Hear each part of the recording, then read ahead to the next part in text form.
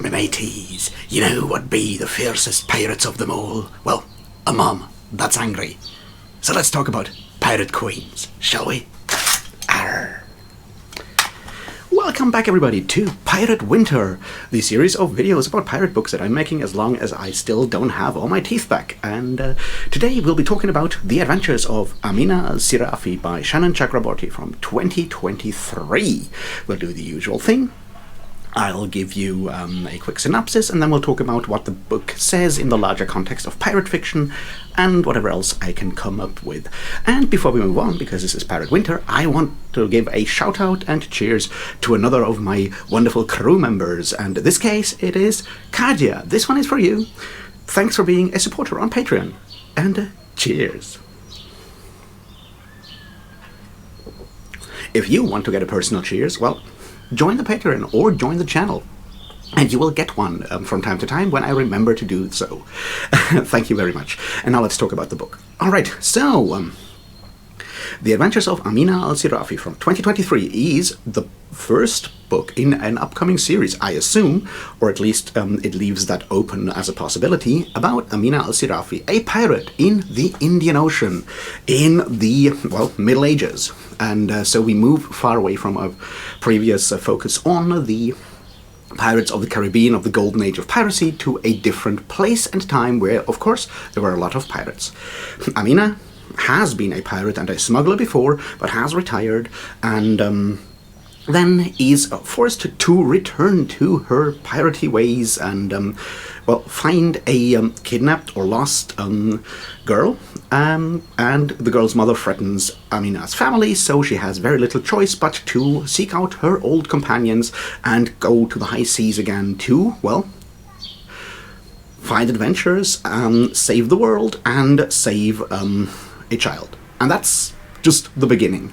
If you like adventure stories, if you like very easy to read modern adventure stories with pirates, with strong female characters, with a lot of, you know, with a very modern feel in general, and have never read anything about the Indian Ocean, a more Muslim, more Arab, and more, in this case also, well, Indian and so forth influenced world that is far away from your Western focus of, well, pirate stories in the Caribbean, and of course, you know, a lot of medieval fantasy, this is a really good book to read. It is a highly entertaining one. It is easy to read. There's one caveat: I don't mind modern language and sass in fantasy and historical fiction. I think it works just as well as a faux ancient language and so forth. This book does, however, have that. So you have swearing, you have terms that you might not expect from stories set in the 11th or 12th century. So be aware of that. Beyond that, it's a fun book. Just read it and enjoy it for what it is. And with that out of the way, let's talk about the issues that might be there and see how I feel about that. And before we move into those issues, I want to have a bit of a disclaimer here, a caveat. I will be criticizing the book because I have some issues with it. The main thing, however, is I'm a white, cis, heterosexual dude from Germany. I am not a Muslim. I have never lived in anywhere bordering the Indian Ocean. I am also, well, not a woman. And while this book deals with questions of feminism, with questions of Islam, with questions of, you know, non-Western society and other things, I have only second or third hand experience with that. So if some of these elements speak to you, despite me criticizing them for whatever reason, that is absolutely fucking valid, and I am very happy that they do for you. I have read the Quran, and I have read Edward Said's Orientalism. I have read books about some of, you know, pirates in the Muslim world before, academic books, and this book does have an appendix with sources, so there is stuff here, but, you know, I'm not an expert, so keep that in mind. And now let's talk about the book, what it does, why it does the things it does, and where I think it maybe fails once again because of the form that Shannon Chakraborty has chosen here. And let's start with this being, once again, a historical fiction. Yes, it is fantasy, it has demons or supernatural creatures of all kinds in there, it has sea monsters, it has magic, it has all of that. And it still is very much a historical fiction. I already mentioned that there is an appendix, or for the audiobook, a PDF that you can download with a long list of sources, academic sources for piracy and life along the trade routes of the Indian Ocean in the 12th and 11th and so forth century.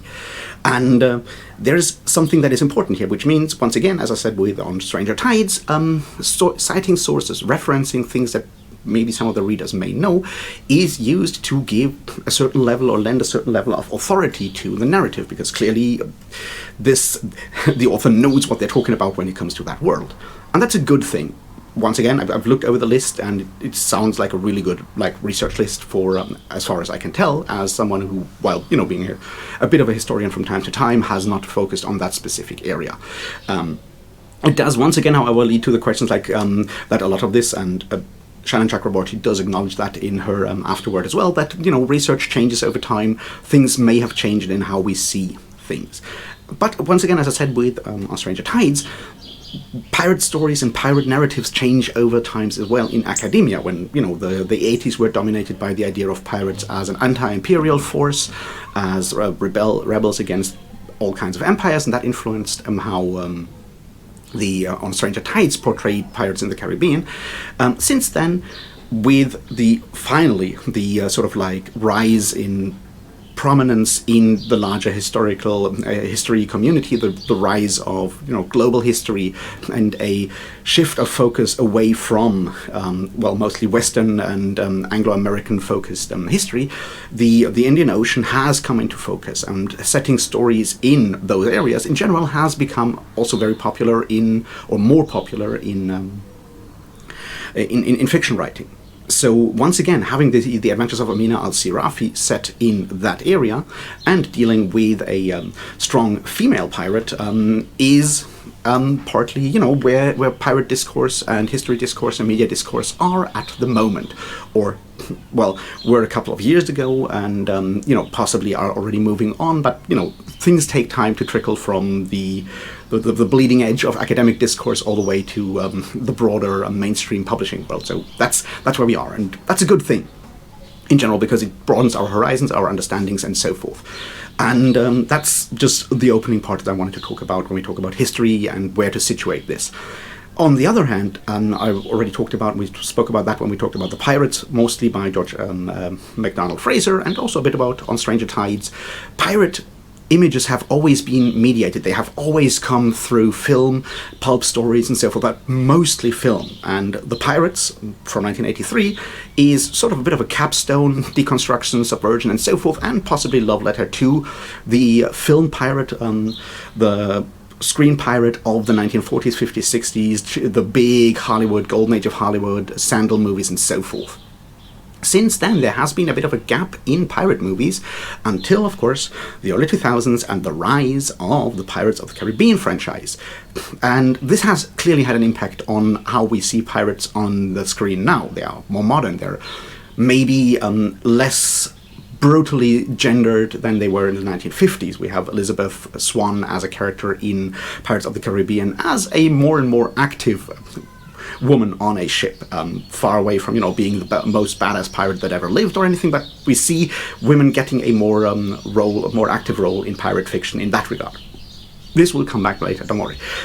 This is just one part where film language has changed massively since Hollywood's golden age. It has gotten more gritty, it has gotten more sassy, it has gotten more modern in a lot of ways. There are other filmic elements that I think are important here. One is, of course, the Marvel Cinematic Universe superhero movie with a lot of big special effects, huge monsters breaking down entire city blocks and all of that stuff. And that also has had an impact on how we tell stories and see stories. Once again, there's a lot of very snappy dialogue in a lot of these Marvel Cinematic Universe movies with humor that is delivered more at the audience than in what you would call a realistic dialogue. That has left its mark on a lot of books at the moment. I would argue that another important aspect to this is, of course, the work of Joss Whedon, and not endorsing any of the things that I'm just mentioning right now. It's just they've had an impact on how we do media, how we do interactions, and so forth. And Joss Whedon, especially with stuff like Buffy the Vampire Slayer, did of course have, well, somewhat strong female characters that interact with demons and other supernatural creatures, sometimes in, you know, in a romantic and sometimes in a more adversary and sometimes shifting sort of relationship. And while also, once again, having very modern, very ironic dialogue and commentary and sass in there. And I think those three elements have created a form of how we do storytelling nowadays, both on screen and in books. And I would argue that The Adventures of Amina Al-Sirafi does all of that and is very much influenced by that, which, if you are someone who has grown up with these forms of media and media influenced by these sort of like key texts in a way that I just mentioned, it's very easy to read this book. It's very, very accessible. You have the sass, you have a lot of like elements in there. You have, you know, the relationship between Amina and Raksh, the Raksh, I guess, and all of that. You have the big, massive monster fight with the sea scorpion thing going on. You have all of those elements in there, and in fact the book reads very much like a movie script in a lot of ways in that regard. Not as, you know, aware and ironic as The Pirates by Fraser did, but very much as something that you could very easily, with, you know, enough of a budget, adapt into a movie or a TV show. It's just written in there. And that, I think, is important, because one thing we spoke about when we spoke about On Stranger Tides and them older pirate stories were how incredibly convoluted they were in the way the plots were run. And that has been massively streamlined in both pirate movies and in stories these days. And Amina Al-Sirafi's story in this first novel is incredibly streamlined. And it has all of these standard elements of a plot, of an adventure plot. We have, you know, the reluctant hero at the beginning. Amina is forced to go back. Now we have the sequence where they have to bring the band back together, something that, you know, was already somewhat parodied in the first Blues Brothers movie. We have her go back and find her friends from earlier, her poisoner, her boat's captain, the navigator, all of these characters, and all of them are slightly over the top, right? They are all slightly over the top. Amina is a massive badass, incredibly good fighter, all of that. Her poisoner is slightly quirky, the geek character that you have in a lot of modern movies, in a lot of ways, often played by Simon Pegg for some reason. In this case, obviously, it's a woman, but still. We have someone who does mechanical and alchemical stuff and makes fun about explosions and handles dangerous shit. So we have that character. We have the very good boat person who's slightly ridiculous, has the cat in this case, that's Timbu, of course, and then we have the older, more serious person as a bit of a foil to everyone else being always willing to, you know, burn shit down and make dumb decisions. So we have that all of these are very much archetypes, slightly larger than life, slightly exaggerated, and that, once again, is the language of film that we are currently dealing with, right? You have the same thing going on with Pirates of the Caribbean movies or superhero movies and so forth. It's in there. And I'm leaving it up for now whether that's a good or a bad thing. I personally don't necessarily vibe with it, but I can understand how it makes this book successful and work really well for a lot of people. So that's the first part. Then they obviously go on the quest. Then we have a twist, and we find out all about Dunya, the girl that they were supposed to rescue, and we have the further twist about her gender identity, and then we have the big showdown, big monster fights, and at the end everyone is happy, everyone moves home, we see a scene with the family, and a setup for the ongoing series of adventures where Amina Al-Sirafi will hunt down other magic items, which, you know, you can possibly do forever, although Shannon Chakraborty has obviously set a limit of 5 for now. So this makes it very structured, well-structured, in a way that you could just turn into a movie. And I think in an age where movie language, film language has very much infiltrated or dominates all our sort of like media consumption in a way that also has impacted writing, I think this is a very clever choice. The same way that I already said that maybe the cinematic language is the only language we can use to talk about pirates.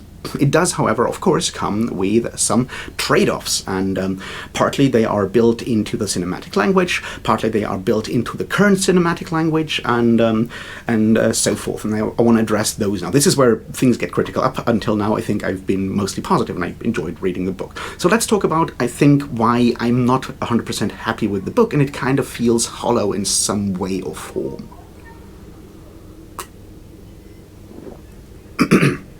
I think it tries too much in a lot of ways.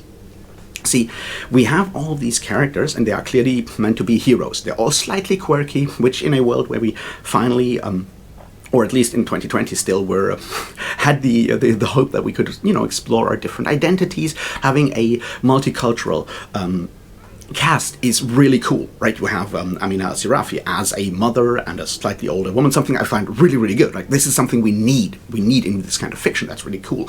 We have the gay captain, right? Timbu is being gay. We have the older family man. We have Donya, who is clearly, questioning her gender identity and transitioning throughout the story in a way. We have that in there. We have different religions in there. We have Timbu, I guess, being a Hindu in some way or form. We have Amina being Muslim. We have Dalila, is that her name? I confuse names already. Being a Christian. We have all of these different elements in there, and having all of these oddballs being together, finding community, found family. It's a trope that is incredibly popular because it rings true and resonates with a lot of people out here also having these questions. Also people having I wouldn't call it disability representation, but people losing eyesight because they're older, people having a limp because, they got injured and so forth, is a form of disability representation. Even that is in there. The characters feel more vulnerable than, heroes in, like, the golden age of piracy, where everyone was, like Ben Hayward, Ben Avery, in the Pirates, who is obviously mocking that Superman character in a lot of ways, right? And that is good. The problem is that it is very much surface. Obviously, cinematic language is always, in a lot of ways, surface, especially when we're talking about cinematic language that has been very successful as blockbuster cinematic language, right?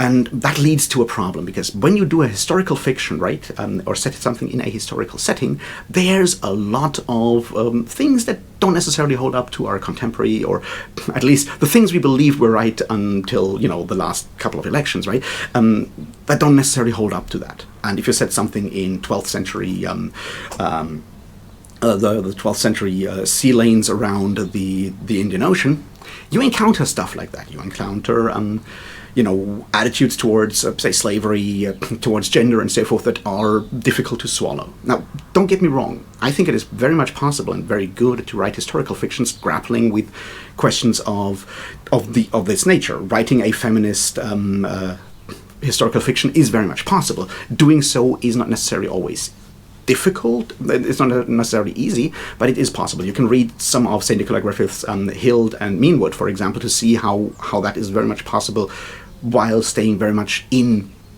a historical era and working for historical authenticity, at least verisimilitude in a lot of ways. This is not happening here. These things are existing, obviously, and they are commented upon in one way or another. Sometimes they just sort of like melt into the backdrop and become atmosphere, and that, I think, is where the book fails, for me at least, right? We have one scene about a girl being sold into slavery that happens in the background. Amina Al-Sirafi, of course, really hates slavery and has always, freed slaves and had free slaves on her ship and so forth. And that is obviously an option, right? And a lot of pirates, a lot of freed slaves through the ages ended up being pirates and so forth. But the idea that someone is fundamentally opposed to slavery while also being very much a believing, religiously believing person in a religious system that accepts slavery at that time in a society that is stretching credulity a bit. Now, once again, we're supposed to engage and empathize and identify with these characters in one way or another, and having a character that is pro-slavery might be a bit hard to swallow for most of us. I get it. The problem is that this is a symptom that we see in other elements as well. Obviously, everyone is very tolerant of each other's religions, and while obviously the the Indian Ocean, with all these different religious groups, was a fairly multicultural area in a lot of ways. That multiculturalism might not be the same that it is today, where people are hopefully somewhat religiously, tolerant. And the crew in this book is obviously very religiously tolerant for whatever reason. They just don't necessarily talk about religion, which is the next big part here, right? Amina is Muslim, and Dajid, the navigator, is also Muslim, and attitudes towards Islam are sort of woven into the identity. But once again, they seem to be very much just surface. Amina uses a couple of phrases that sound authentic in a lot of ways that a believing Muslim would use. But that's just about it. There are no deeper thoughts into how religion affects us, how a religious worldview does basically impact everything we do. It's more that Amina Al-Sirafi is clearly now believing and is devout up to a point, but is also willing to ignore all the tenets of her faith that don't necessarily vibe with her very modern outlook on the world, and is able and willing to bend the rules when the story requires that. Once again, this is not necessarily a bad thing. There have always been people have never had like very book attitudes towards religion anywhere. Religion is always an individual experience. What I'm trying to say is that this is once again a pattern where Amina's religion is used as a part of the surface, painting a picture and not actually engaging with what it means to be religious in those situations. And that's certainly something that comes to the front when we're talking about the transitioning, right? Dunya questioning their gender and finally deciding to be, at least for the time being, identifying as a man is a wonderful thing. The situation that Amina is basically noticing that in like the first couple of seconds in a conversation, and then just goes like, well, you do what you believe, and so forth, being very accepting, feels off in that even in a world that does have a lot of different gender roles in the 12th century, especially in the Indian Ocean, we have different ways of dealing with gender. Amina's approach is a very modern one, is basically the one that we want everyone to have when their child or someone they encounter for the first time is coming out to them, slowly coming out and questioning their gender. You want full acceptance and support. That is correct. But there is nothing behind that. She just does that without like any sort of like inner monologue or any thought process going on behind that. It's once again surface. And that I think is the key here. A lot of attitudes, whether it's historical attitudes that are condemned or modern attitudes that are obviously what we want, are just surface and never fully sort of like come into conflict in any way or form, or are actually explored beyond. Our characters do just have these attitudes and act according to them. And if that means pushing, historic accuracy or historical, attitudes, religion, and so forth to the background, then we just do that. One small thing that really rankled me though is the Christian and Muslim thing. Now, obviously, this is set during the time of the Crusades, and there is some quick commentary on how the Crusades are mostly a power grab by Christians trying to, take over the world and all of that. And then we also learn that, of course, the other side is also power hungry. Which, of course, it's a war. Conflict is always political, even though the motivations might have been, partly at least, very much religious. And that is just very much dismissed in a very sort of like secular, post-Enlightenment kind of approach to religion in general.